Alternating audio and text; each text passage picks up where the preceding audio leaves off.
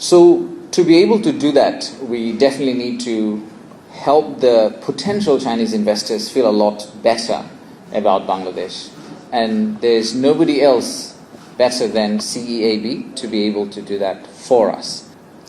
There were 8 sectors covered today, so I would generally divide them into 2 groups.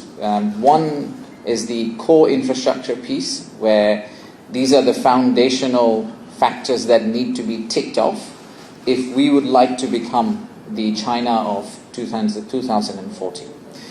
One of the takeaways from the China trip was also that we might consider opening up a bidder office in China. So that would be the first bidder outpost for government of Bangladesh, and we genuinely firmly believe that the first one should probably be in China.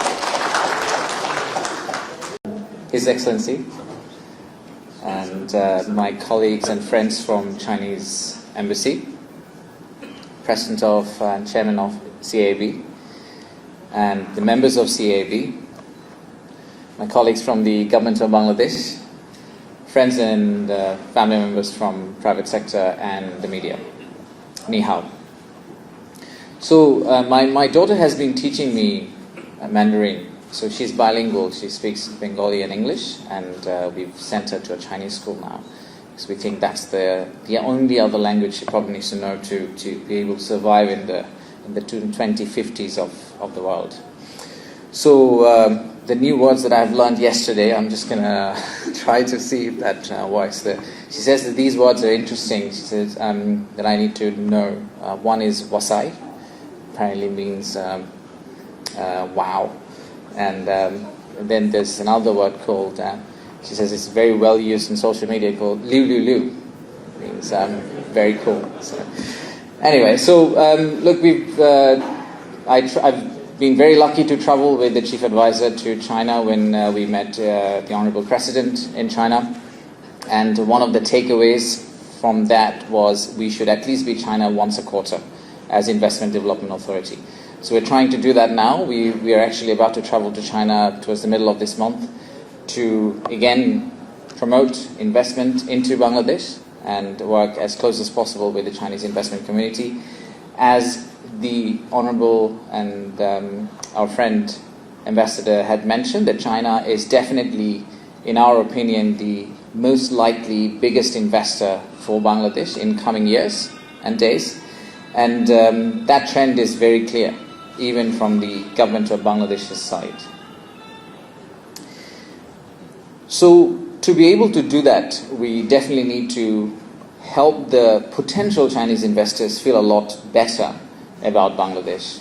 And there's nobody else better than CEAB to be able to do that for us. They are in a very special place. They can bridge the gap between the potential investors and our country. They are definitely also in a position of trust. So something that CEAB says to Chinese investors is far more valuable and useful for Chinese investors relative to what we say to them. And from the report, I take there are multiple beneficiaries from the report. One, first of all, thank you to CAB for reaffirming the commitment that they have, these existing investors in Bangladesh, they have for our country. This is clearly an example of that. At the same time, this works as a very good tool for the incoming investors to consider where are the areas they should be looking at to do more business in Bangladesh. And then for government of Bangladesh, this is a very useful piece of report. We can go back and figure out how we could be a lot more friendlier for our Chinese counterparts.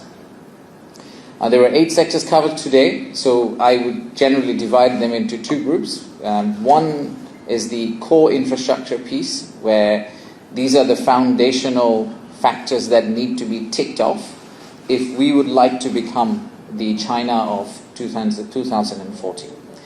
And for us to be there, the road infrastructure, the rail, the ports that were talked about, I think we covered power and energy as well. So these are general core infrastructure items that any investor who will walk into Bangladesh would expect to be ready to go in a plug-and-play mode to do business here.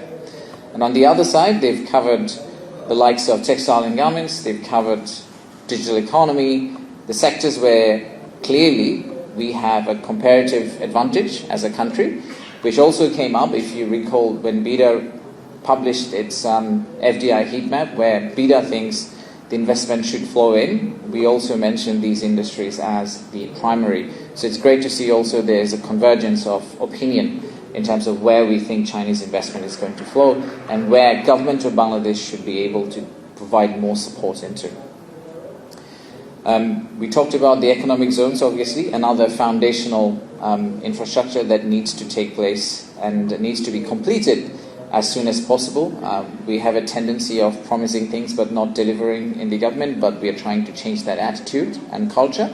And hopefully you will see significant movement in not only the Chinese Special Economic Zone, but also the agrivoltaic project we're looking in Chatpur with China. Also, there's a second economic zone conversation in Bangla. So all these things should start moving in a very positive direction very soon. One of the takeaways from the China trip was also that we might consider opening up a BIDA office in China. So that would be the first BIDA outpost for government of Bangladesh, and we genuinely firmly believe that the first one should probably be in China.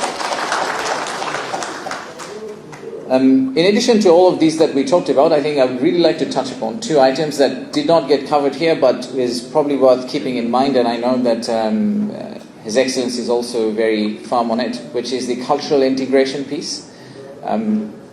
My genuine feeling is that a lot of countries who have done very well in bilateral trade and investment, they have somehow managed to find a place where they could culturally integrate. I know there is a conversation going on about having a Chinese cultural center at some point. I'm really looking forward to, so I used to, as you probably know, I used to live in London and Singapore before, and Chinatowns were one of my favorite places to go. And we still don't have a proper Chinatown in Dhaka. That I think that's a loss for our country and our city. So we need to definitely put a Chinatown in place. And the final thing I would say is, obviously we've talked about human capital in our country. We have a very young workforce. So how could we make sure that the Chinese companies that are growing globally, not only in China but also the rest of the world, how we can send more of our young talents, whether it's in the ICT sector all the way down to construction, how could we export our young workforce into these Chinese companies? That's something that we would like to cover a lot. But in summary, look, thank you again to CAB for kindly arranging this event, kindly preparing the report.